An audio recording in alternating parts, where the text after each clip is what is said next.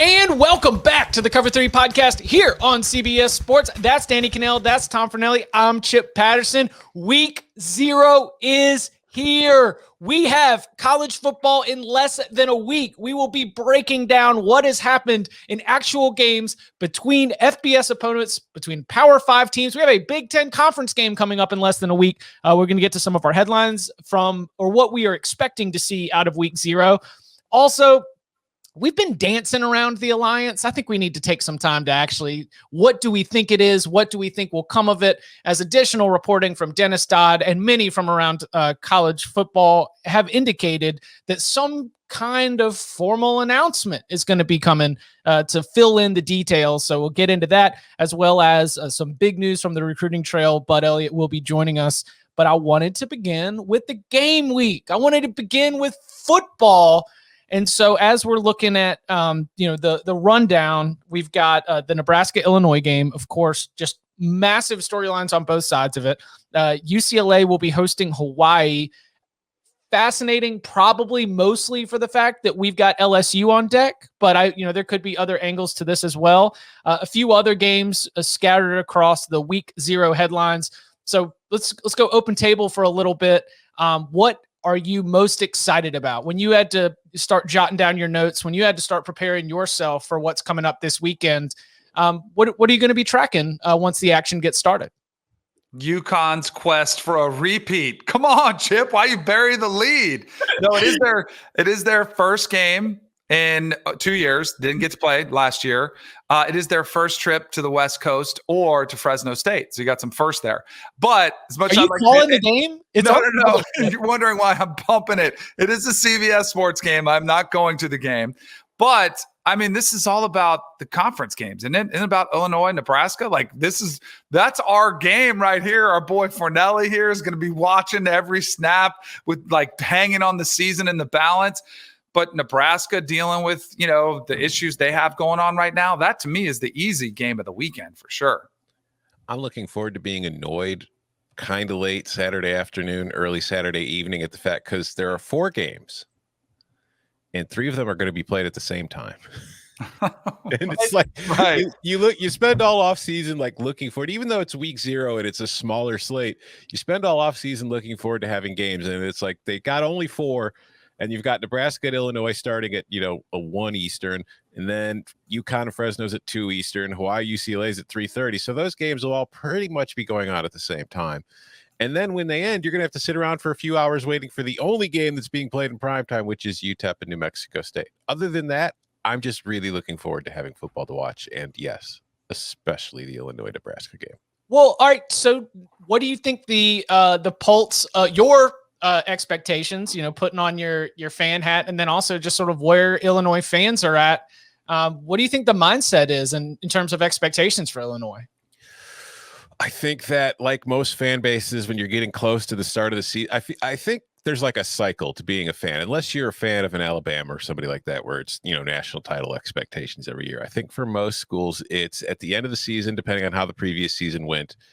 You're okay, well, next year could be better. We got reload, we got to rebuild, we got some work to do. But I think with Illinois, there's the excitement of a coaching change, which always kind of pumps up your expectations for what the team's going to be, because it's all right, cool. So now we can just blame everything on the old coaching staff. All the problems that this team had, it was all the coaches. The players are magnificent. Everybody's great. We're going to win all the games now that we have a new coaching staff. It's going to bring in new exciting schemes. I think there's a portion of the fan base that really thinks that this team can get to a bowl game.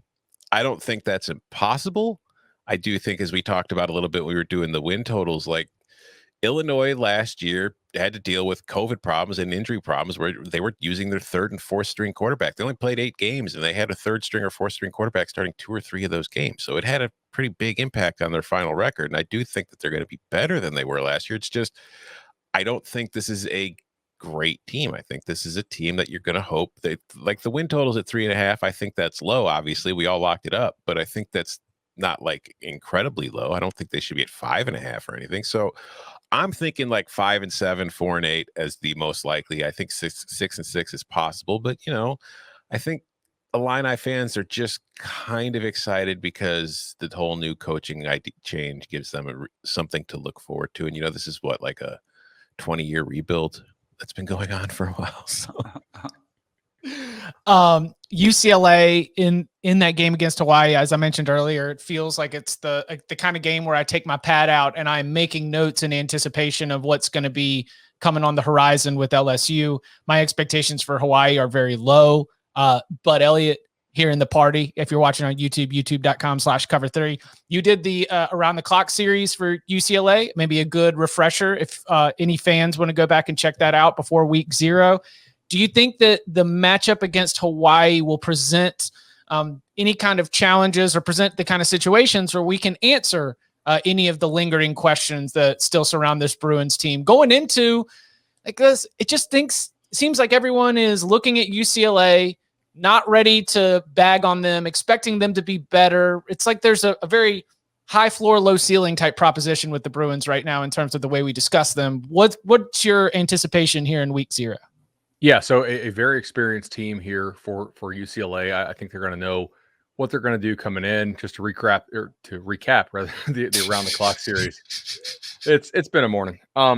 So they really love their tight ends. Their offensive line is expected to be better. They brought in the San Jose State coordinator to be their quarterback coach. Obviously, San Jose State last year was really good chucking the ball around, so they're expecting improvement out of Dorian Thompson-Robinson. The defensive line is beefed up, and they should be better at stopping the run. I'm pretty high on this UCLA team. I bet them over. I bet them for the South at 10-1. I just think they're potentially just as good as anybody else in the South. However, Chip Kelly historically has not done he really doesn't seem, how do I say this? It's not that he doesn't try in non-conference games. Oh, but he sort of has treated them as preseason-ish, and you have in recent years seen a markedly different UCLA team once they got to conference play. Now, the LSU game is big enough, and it's actually a game they can win, whereas like against Oklahoma 2 years ago, you knew whether he threw his whole game plan or no game plan, they weren't going to win that. LSU is big enough to where I think they probably won't hold back in the LSU game, obviously, because they're going to try to win that thing. But I wouldn't be shocked if they were totally bland against Hawaii. I mean, just show absolutely nothing, especially for new coordinators on both sides of the ball at LSU. So, like, spring game offense can get you a comfortable 14-point win, and we can overreact and say that they didn't look great, but know that there's the precedent of the way that Chip Kelly and his staff have treated this in the past, but then also the look ahead factor from the coaching and game planning standpoint. If I was confident that UCLA was going to play this like a normal game, I would be betting UCLA because I'm pretty high on them for obvious reasons. What I will look to do here is if UCLA gets out to a good lead, I will want to play live unders because I feel like UCLA will just run the heck out of the ball and get out of there. And we're still, even though we've got change over the running back position, we're still expecting that to be a pretty good, we got the bonus. Charbonnet from Michigan. Yeah. They still be a strength. So we got the Nebraska, Illinois, UCLA. Is there any other game or any? Oh, and Danny, I'm not going to forget them again. And UConn playing its first game out west and trying to defend its New York Times national championship right there. In any other storylines or anything else that stands out from the slate here in week 0? Well, I am interested in seeing Nebraska's offense because like last year was a team where the defense that had been the problem for a while, I mean, going back to the beginning of the Mike Riley era, kind of took that step forward and started showing signs of being a pretty good defense. And the kind of defense, you can compete for the Big Ten West with, while the offense they were playing quarterback roulette. There was a lot of inconsistency with everybody they put back there. So I want to see if my suspicion is that Adrian Martinez is Adrian Martinez at this point. It's like, this is his 4th year there. It's like how much growth can really be left to do, but maybe this is the year where he's just a little more, takes better care of the football and is a little more consistent from week to week. So you have a better idea of what you're going to get. But I also want to see, Wan'Dale Robinson left for Kentucky. It's going to be interesting to see And I think that it's kind of unfortunate for both coaching staffs in that Nebraska's got changes it wants to make, and it's got to open its season with a road game in the Big Ten.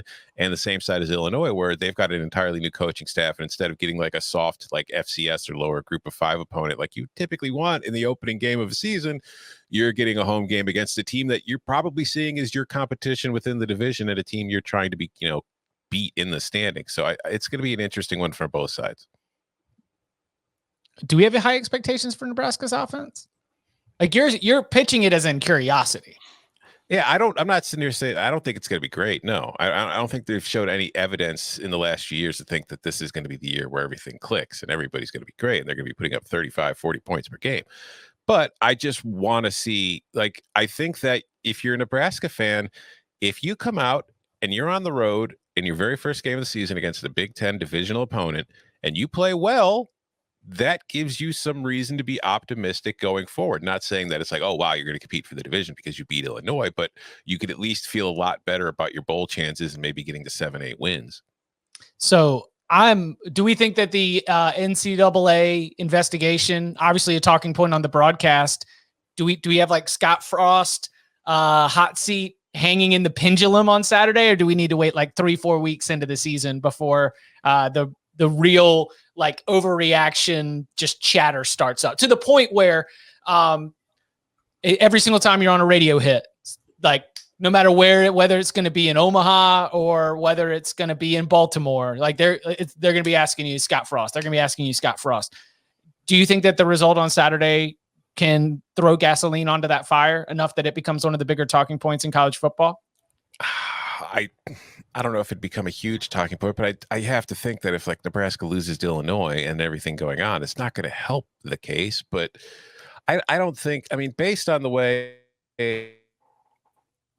Nebraska's reacting to this publicly, in which, the AD and Scott Frost were both, openly talking to the media about it, and they got as much as they could and just saying, addressing the situation and not kind of running and hiding from it.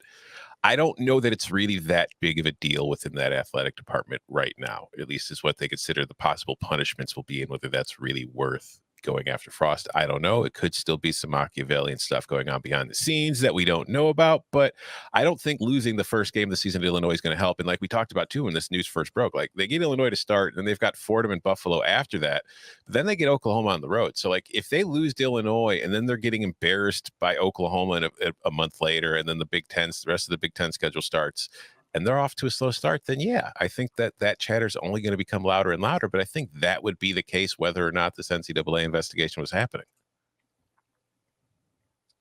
So we got to dig into this, because I have had trouble getting excited about the alliance. Like it is a story that guys, if it had dropped in June, I'd be all about it. I think let's try and figure this out. But this is a story that is very much about like the adults, and all I'm thinking about right now are the kids. Like all I'm thinking about right now are the games and sort of this political posturing. But it's the future of the sport. Everything seems to be hanging in the balance, from NCAA governance to college football playoff expansion. And I guess politicians be politicking. So Dennis Dodd, again among many others, reported late last week, the Big Ten, ACC, and Pac-12 are expected to announce a long-awaited alliance in the next 2 weeks. For now, the greatest influence the alliance is expected to have will be on the future of NCAA governance, realignment, and among the three conferences is not realignment among the three conferences is not part of the ongoing discussion. So NCAA governance, and I would assume that the college football playoff expansion is another part of this. Dennis has a source who described it as a, quote, non-aggression pact against the SEC after the Big 12 was destabilized. So we talked about this a little bit in the group chat. We've had more details. Danny, I know you were going into it on the radio this morning. Does the alliance get you going? I know Tom said on Twitter, he was like, if there's anything that watching Survivor has taught you, that 41 member alliances never hold up. So what do we think about the alliance? Does it excite you? Is there anything that you think is particularly creative? What do we think comes of this? I think it is a good way to stand up to SEC ESPN, right? which is quickly what the SEC is becoming. Now, of course, the ACC has a contract with ESPN, and all the leagues do to some extent have some games, on the ESPN family of networks. But if you listen to the new Pac-12 commissioner, he's talking about how there's no reason we don't have this playoff bid out to multiple entities. It's how we increase the money that's paid out, and it also kind of helps us retain some control. I think that they're probably really concerned that Greg Sankey was working behind the scenes to create a super conference, while at the same time sitting at the table of the people who run the conferences that he kind of ended up hurting there in the Big 12. So they want to be able to retain some control. I think it's more about voting power, right? Hey, we're all going to stick together and we're going to vote in this. Could it be for a TV contract thing down the line if they agree to play X number of games against each other? Sure, but I'm just not sure how many of these games are extremely valuable anyway. Like, yes, I want to see Clemson and Ohio State, right? I want to see USC, Michigan. Do I really want to see like Washington State, Purdue? Hell yeah. Right. But, it's not that much more valuable in the traditional sense than just playing your regular conference games would be. Now, maybe if you do some kind of alliance and you play more games on like Thursday nights or something like that, who knows? But I think for the most part, this is just protectionism and voting power. Like, we're in this together. We're not going to just be totally overtaken by the SEC. And they're trying, I think, in some ways to regionalize the SEC. Yeah, I think this is like you're getting at. There's nothing exciting about this alliance to me. And it's funny because it's like the reports that first surfaced originally is like, hey, Big Ten, Pac-12, and ACC are talking about an alliance, a possible scheduling alliance, a possible this alliance, possible that alliance. And then like the big story is that, hey, that thing that we didn't know anything about a couple of weeks ago, well, now they might be announcing it, although we still don't really know what it's about yet. So I'm not that I'll be interested in the alliance once we know what the alliance's ultimate goal is. But I think like what Bud's talking about is pretty much it. It's just a way to work together. I don't know if there's going to be really any like kind of scheduling deal out of it, because I don't think that there's a ton to gain. I think it's really just a way to delay the playoff expansion and make sure that you get other parties involved, because you don't want the SEC and ESPN running the entire thing, which is what they've basically been doing for the first 5-6 years of the current college football playoff. And you'd like to get it to change. And I think that the only way to do that is to unite together and maybe serve as a voting block of sorts, depending on how that all works and looks at the end with the new NCAA Constitution or whatever the heck's going on there at the Continental Congress, whatever the hell they're doing. So it's a really weird time in this sport where I think everybody's just kind of trying to make sure, like, they were caught off guard by Oklahoma and Texas in the SEC. And now I think everybody's just trying to like, well, we have to look like we're doing something. So while we try to figure out what we're going to do, let's just do this. I think all you guys hit outstanding points. I do think when we were guessing what was the next move going to be in college football, and with the SEC creating this super league, it's like, all right, ACC, your move. What are you going to do? Notre Dame and West Virginia? Well, it's close, but it doesn't stack up to Oklahoma, Texas. Big Ten, what are you going to do? We're going to go get Kansas and somebody else, maybe Cincinnati from there. It doesn't come close. Pac-12, you're going to go get Oklahoma State, maybe. Like, of all the moves they could do, they couldn't match Oklahoma and Texas. But I do think this is the strength in numbers. All right, if we can't each individually make our own moves, let's all collaborate, come together, and see what we can do. I do think the scheduling thing is intriguing because what was the matchup you gave? Washington State versus who? Purdue. Well, see, I would rather watch Washington State Purdue than Washington State versus Portland State. I think if they said some sort of structured layout of, we are going to play 10 Power 5 opponents and we're going to, 2 group of 5, no more FCS, and we're going to make this product from day one, from week 1 to week 12, we're going to have competitive games. And this is what we're going to do. We're going to try to schedule these across, and we're going to try to play them against each other. I do wonder, too, if you did that, is there any chance, because the ACC is locked into a bad deal. We're only in 3 years in, and it looks like it's an incredible bargain for ESPN to get access to the ACC product till 2036, and it's cheap, right? It's very cheap, especially considering what's about to unfold, what just did unfold with the SEC. I wonder if there's any power in that to say, all right, we play 8 conference games up to now. Maybe we bump that up, or we're going to replace some of these garbage opponents, the cupcake opponents, with these better games. If we give you better inventory, will you give us a reworked deal or something along those lines? Because I think that's, if you're these other 3, you're ticked off that Sankey made this move, and then you're looking at the money they've got, and you're like, well, how can we compete with that? I would say that part of this alignment would be trying to make yourself look more valuable. And I do think scheduling better competition would make you more valuable. So there's business and there's culture. And those are 2 things that are ringing in my mind. And Danny, do you think that the ACC is playing maybe a little bit of that poker right now? Because there's also, what if the ACC is like the sleeper cell, right? Like what if the ACC with its 100% ESPN deal is entering into the alliance and is like, yeah, we'll let you know what's going on. We'll check in over coffee every single Tuesday. I'll give you the heads up of where the alliance's head is at. Or I like your side of it, which is maybe they are going to use this just as a position of power, just to try to find a little bit of leverage anywhere where it's looking like it's increasingly difficult to come by. The second piece was culture, because if we think about the ACC, if we think about the Big Ten, and if we think about the Pac-12 and the university presidents and the high-minded academic types, yes, Tom, and the pinkies up and everything else, the fine violin being played at the cocktail party, like that is them also getting together and positioning themselves against the SEC culturally. And when we think about the future of college sports and the future of college athletics, I mean, do you think that like player compensation is something that we're on the verge of really having difficult discussion about? And I don't think it's going to be difficult. I just think it's going to be kind of, bending some fans' minds if we really start to talk about player compensation. I think that there are other football first attitudes, which are very prevalent in the SEC and still prevalent in the SEC that has Texas and Oklahoma, that don't resonate at all of this alliance level, ACC, Big Ten, and Pac-12. I got to think, do you all think there's any value to that? Do you think that some of this has to be choosing your side based on what you want football to be, to quote Nick Saban back in the day? It goes back to Survivor, Chip.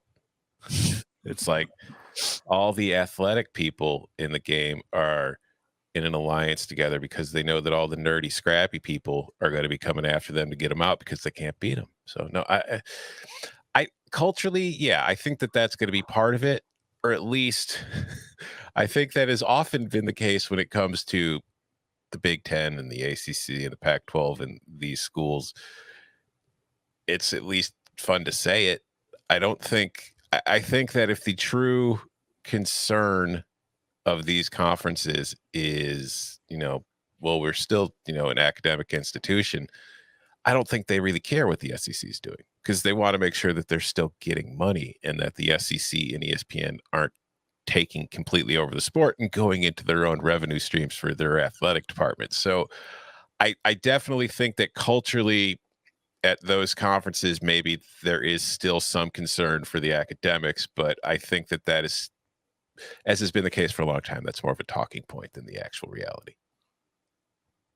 I think and this is a problem, because I think, we've talked about Sankey's playing chess and everybody else is playing checkers. I think this is more like Battleship, right? I mean, they're firing, missiles at each other, and now the alliance is forming up and they're firing missiles back.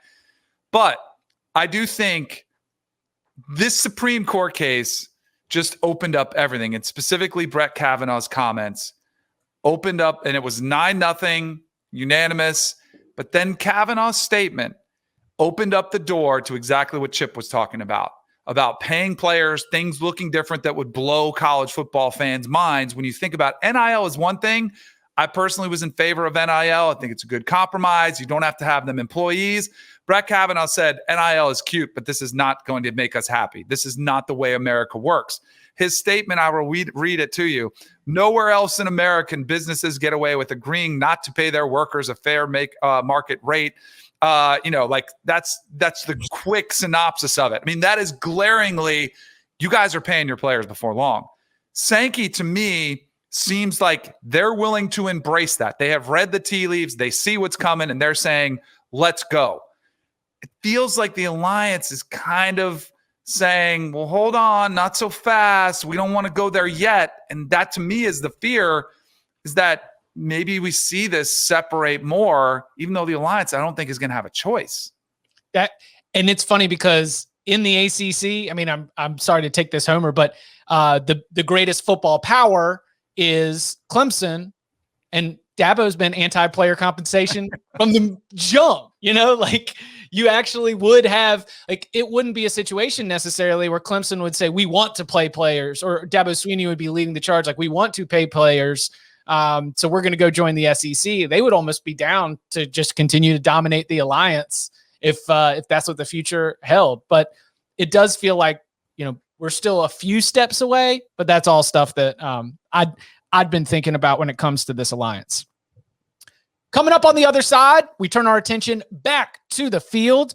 We've got finally a starting quarterback named by Ryan Day for Ohio State in that opener at Minnesota, and keeping our eyes on some of the other quarterback battles and huge news from the recruiting trail over the weekend. Next. CJ Stroud named the starting quarterback at Ohio State. I think that follows in line with a little bit of the as expected. Would you have been concerned if this battle had continued? Feels like we're starting to get everything settled because you want to have it named before you go into the first week of actual game week. We're here in the final week of preseason camp right now as we record on a Monday. Any thoughts on whether you think that CJ Stroud is prepared based on what we've heard from practice reports to deliver on your expectations, or is that does it fall in line with the Danny's daughter could do it? Zero concerns. Okay.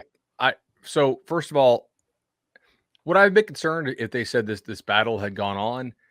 Not really, because I oftentimes don't believe that there's actually a battle going on, right? Like a lot of times, like, yeah, we're going to wait to announce. It's still a battle. They're trying to get guys still grind and play hard in practice and not think about jumping in the portal. But nobody has a better set of skill position players in the country than Ohio State. It may not be that close, just given what Alabama lost to the draft. And their quarterback room is just absolutely stupid loaded. I mean, whoever is the QB for them is good. Is really, like, if you win that battle, I'm going to assume you're an absolute stud because you beat out 3 other guys who are really, really talented. And the assumption right now is that CJ Stroud is a stud. Yes. Yeah. 4 guys, 3 5-stars, right? And 1 4-star. Yeah. I mean, that's the type of talent you're talking about.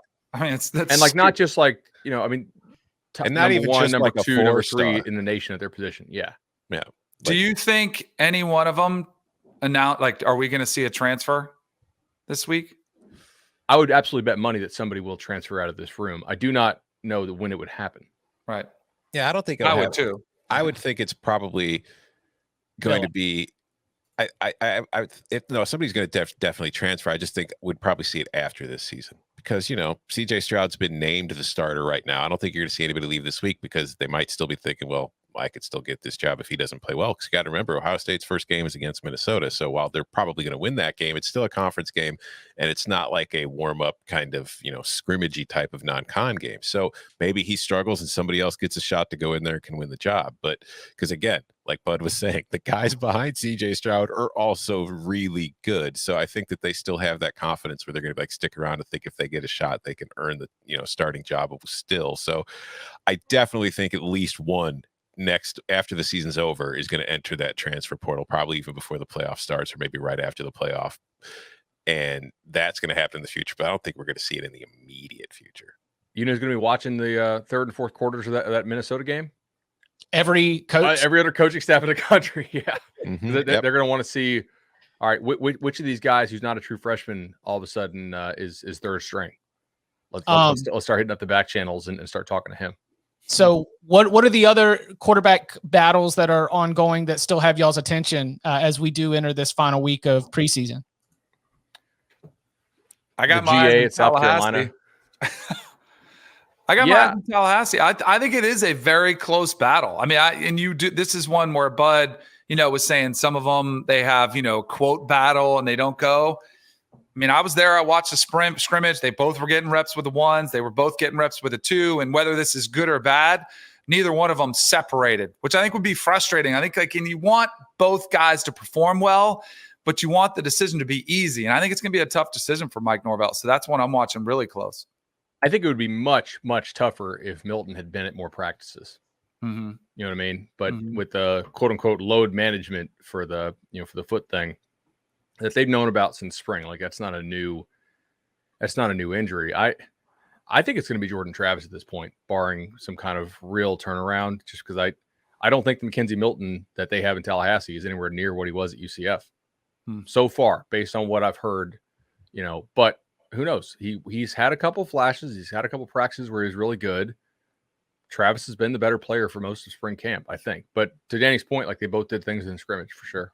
This is about the worst opener you could have too, with quarterbacks you're not sure on, because you're going to throw one of them out there and you're going to play a really good team that you're an underdog against. You don't get that preseason, cupcake to kind of let's see how they do under the lights type of situation. Do we see both against Notre Dame? I think you could. You think so too, Bud? I do. I would be more confident that you would see both if Mackenzie was sort of the starter and Jordan would be more of the changeup. Mm-hmm. Mackenzie has the quicker release for sure. I think he's a lot more experienced. He also hasn't played a game since November of 2018. We just got to see, right? Like I do believe they're legitimately load managing him. I don't think they're hiding any kind of new injury, at least based on my knowledge. But I mean, Travis has been the guy most of fall. So the storyline, the one that's on my mind, the storyline out of Austin is that no one's won the job, and not because it's been awesome, but because there hasn't been either out of Casey Thompson or Hudson Card, there hasn't been the kind of performance where they just go and seize it. And, there was even a takeaway, I think, not from this past weekend, but the weekend before, where Casey Thompson, who started the bowl game and, has a little bit more experience edge there, where Casey Thompson was playing poorly in a way that maybe the door was open and Hudson Card wasn't walking through that door. And so with the Louisiana game and then with Arkansas, I understand that we've got, very sort of high expectations for what Texas can be, that just based on Steve Sarkisian and the roster that they have, they should be able to get off the bus and go win 7 games.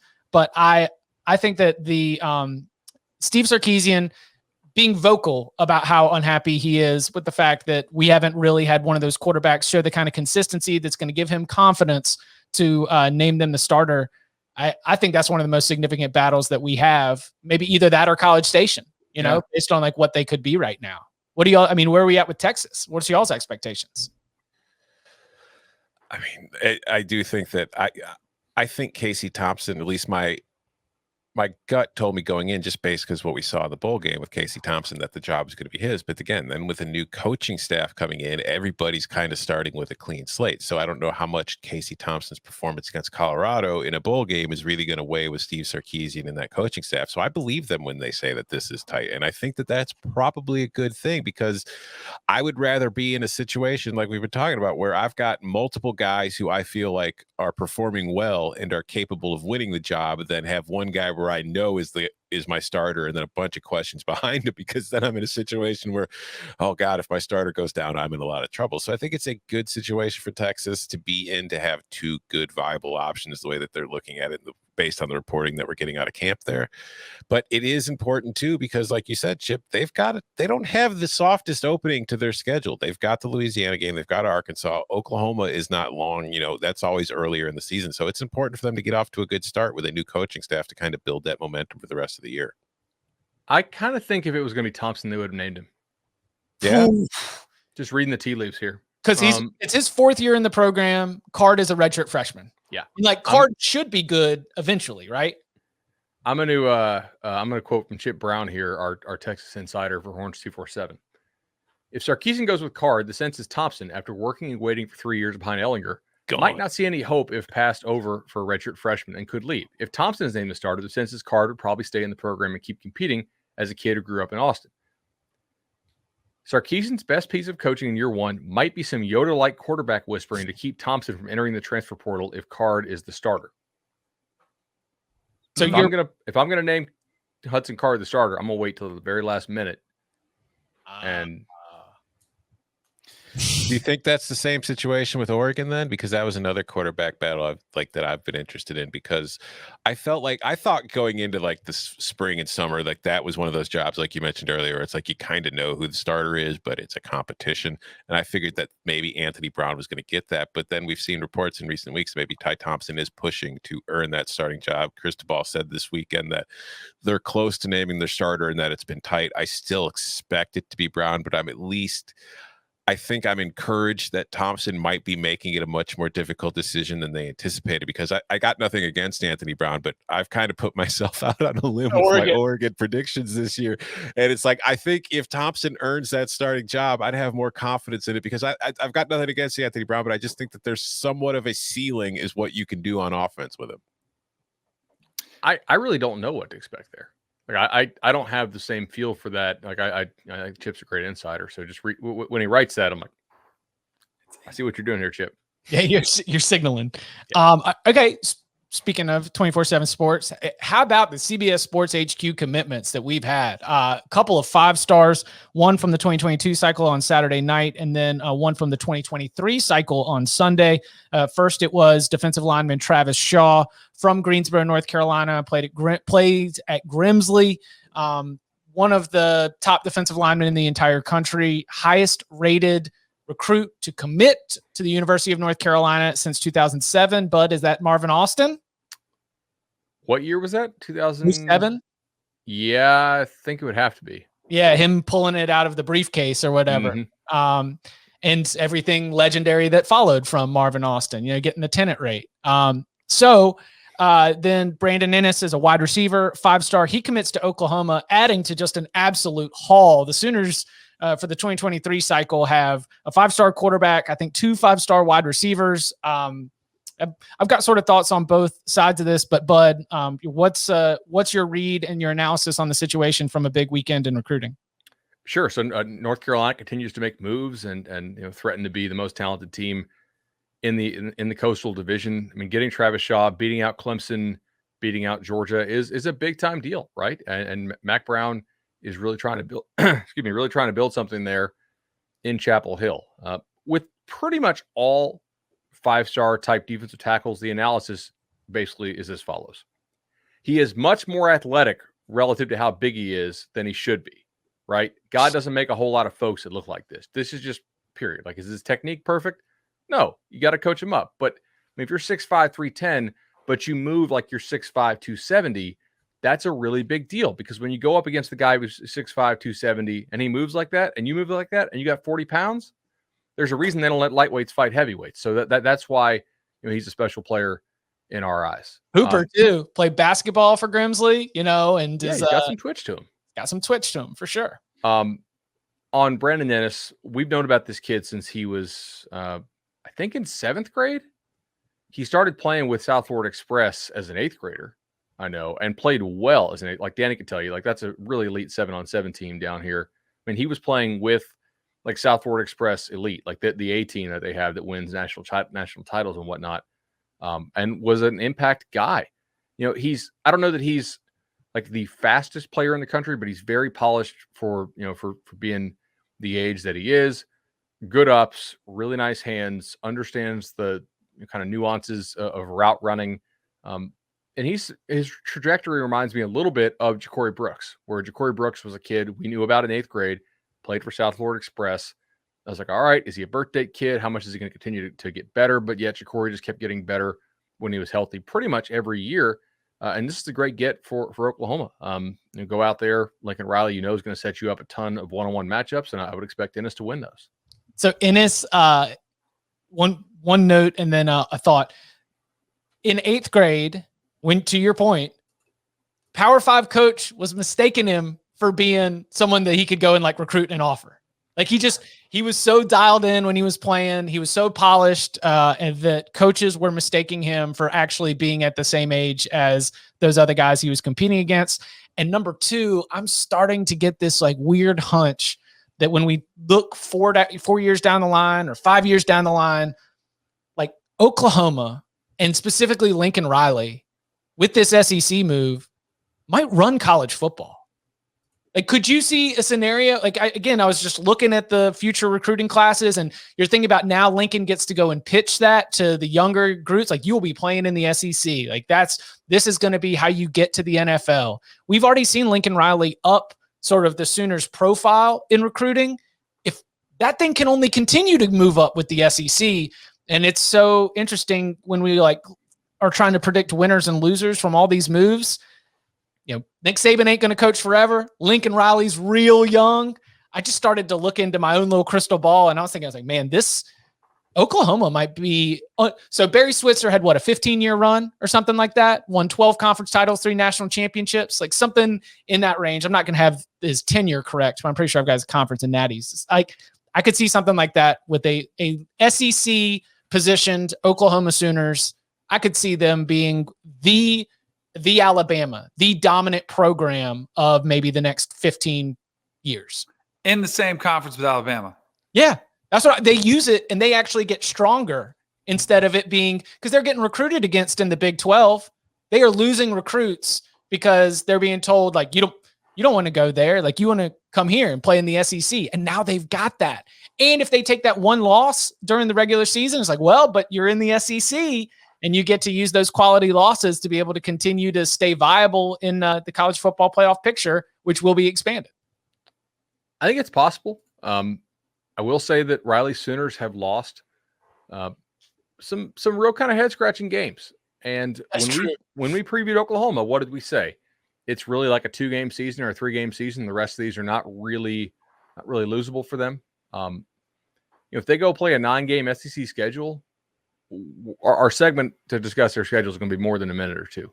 They're going to have there are more games, not that they won't be favored in necessarily, although there will be more of those too, but more games where if they slip up, the quality of athlete on the field at a lot of the SEC teams you have to play is much better than that in the Big 12. Look at the draft numbers per team in the Big 12. They're terrible. They're not producing NFL quality athletes. And then remove Oklahoma and Texas from those numbers. Right. Yeah. Like we said, if you take Oklahoma and Texas out, the Big 12 recruits at a G5 level. Well, okay. It is closer to a G5 level than it is to the Pac-12 on a per team basis if you take them out. We will see. What's the next big recruit commitment that we have on our radar right now? Let me pull up our sheet. Because we have had the commitments flying, just as you predicted. After having a really, really quiet June, everyone got in their visits, got in, that last minute, check-ins, and it feels like a lot of the June commitments have all been backed up, and we've had them flying. CBS Sports HQ, of course, being a big place where you can find those. So I actually don't have the HQ email, but we do have Ernest Cooper IV committing. Crystal balled one prediction, Texas A&M. We'll see. We'll see if that's where he ends up going, but top 150 defensive lineman out there from Arlington. So he's coming up pretty soon. Bryson Hurst, offensive tackle out of Mississippi, a top 350 type kid. He's going to commit on August 25th. So we do see a lot of these kids trying to get it done before their senior season starts. Absolutely. And remember, keep it with 24/7 Sports. Go and get yourself a VIP subscription if you haven't already. You ain't doing it right unless you have one. Coming up on Wednesday, it is something that a lot of listeners have talked to us about. It is something that, I think we've had mailbag questions come in, and it's an activity that, Tom, I know we've done on the editorial side before, but it is one final draft for the offseason. But we are drafting teams for this college football season. The scoring will award points for wins, for division titles, for conference championships, for bowl games. We are going to have the Cover 3 Fantasy Draft. Tom, is that a good name for it? Sure. Okay. We have any other names for it? The Super Fantasy Draft? No, I love Cover 3 Fantasy Draft best of all. Cover 3 fantasy draft coming up on Wednesday. Get your big boards together. We will finalize all the specifics on draft order and how many rounds coming up. And if you want to play along, put together your draft board. And if you want to submit what your draft board might look like, always available in the 5-star mailbag. Go and leave us a 5-star review. Include your suggestion for our fantasy draft, and we will tackle it on a mailbag episode. We'll open up that big old bag of mail here before week 1 starts. I'm going to draft Alabama First? I'm not telling. Okay. You sure? You don't Have want we done the scoring on this yet? So it's wins, making a bowl, conference titles, division titles. I mean, we'll figure that out. All right. Yeah. Yeah. Tom's put together a scoring system before, right? Yeah, but I don't know how we'll figure it out. Are we going to do it before the draft, though? Because I think if we put it together after the draft, I really like Tom's chances. I'm going to wait to see what teams I have, and then we're going to do the score. Okay. 20 points for a loss, 1 point for a win. Sorry, bud. That Clemson pick looks terrible. No. The Tom scoring system would be like, if the under hits plus 3 points, like win scoring less than 24 points or 7. Yeah, right. Yeah. 100%. You can follow him on Twitter at Danny Cannell. You can follow him at Tom Fernelli. You can follow him at Bud Elliott. You can follow me at Chip_Patterson. The Cover 3 fantasy draft coming Wednesday. Gentlemen, thank you very much. Thank you.